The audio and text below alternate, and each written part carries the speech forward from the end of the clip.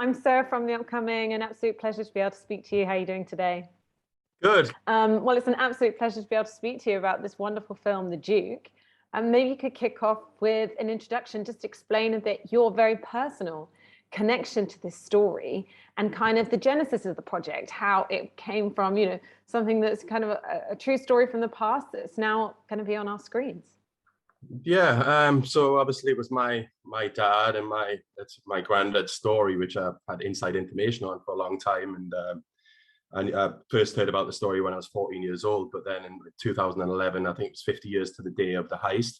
There was a lot of information, like public information, because of the anniversary. And then I got more involved in doing research. And I felt that a lot of the information out there in the public domain at the time was accurate, but some of it wasn't accurate, and some of it was actually, I felt, a little bit unfair to my grandfather.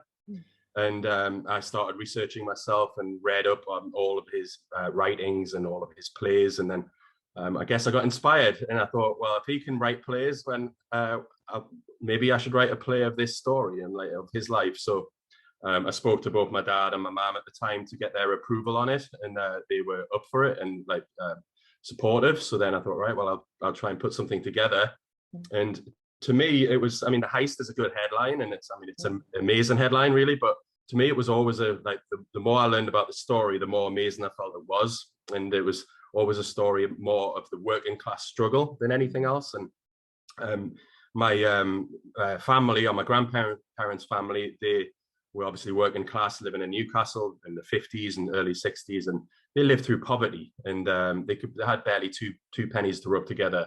And they also lived through a lot of tragedy as well. So to me, those two factors were really important. And I think that the tragedy and the poverty really impacted my dad and my granddad's psyche a little bit, and influenced the decision making, the decisions that they made. And then on the flip side of that, you've got the powerful BBC and then the government, who fork out a fortune for this painting, which my grandfather couldn't believe. They would spend so much money on the painting, and then lo and behold, within 3 weeks, it's in this painting.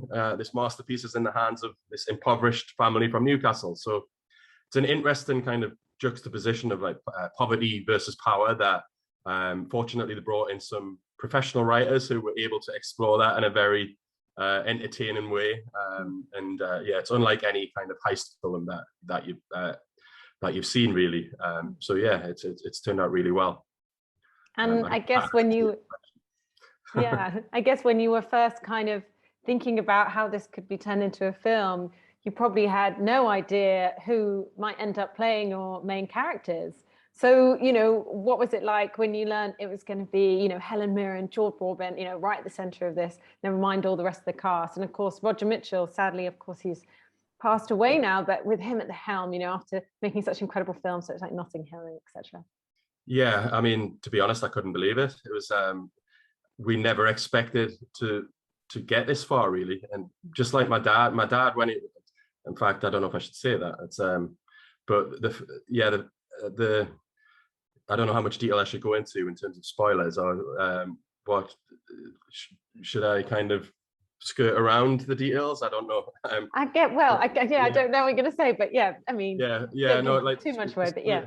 Yeah, my family never kind of expected to kind of get the painting, to be honest, initially. But yeah, I think I better limit that just in case. But yeah, with regards to the cast, it's unbelievable. We couldn't have picked a better actor and actress to play my grandparents, really. And I think they were fitting as well, and I think they really did an authentic job of it. I think that is how they were as characters.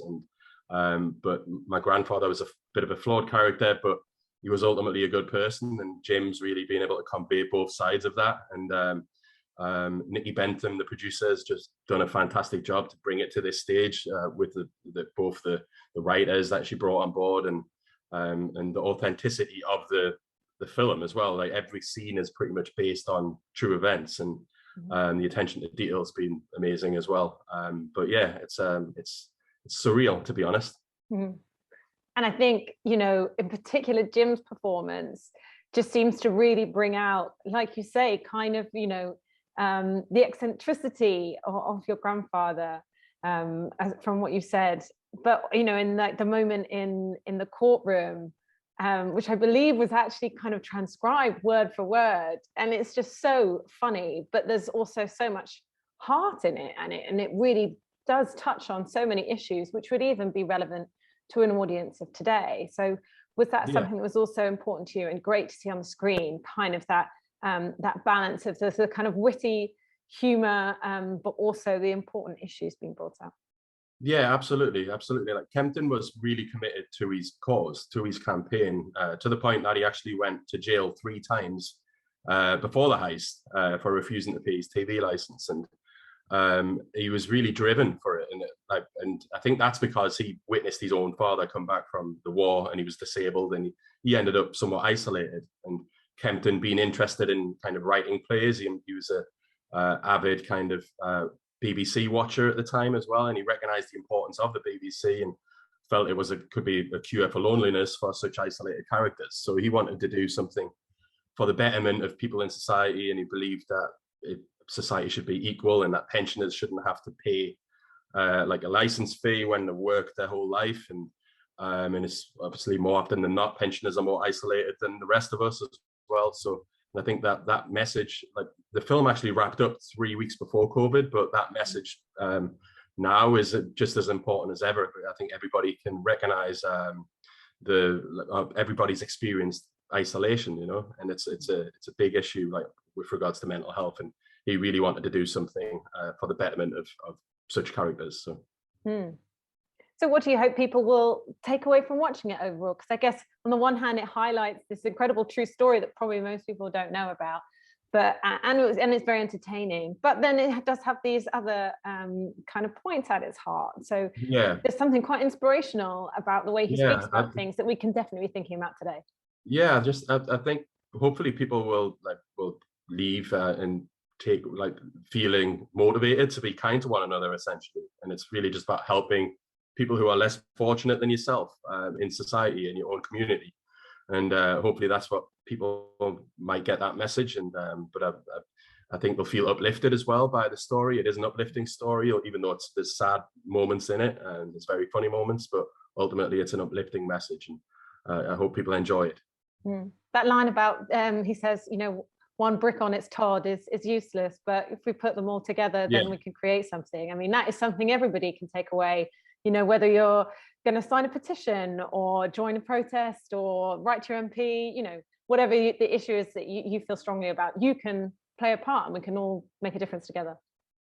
Yeah, absolutely. Absolutely. I think you came up with that line before the Beatles did, right? So was it the Beatles or somebody else?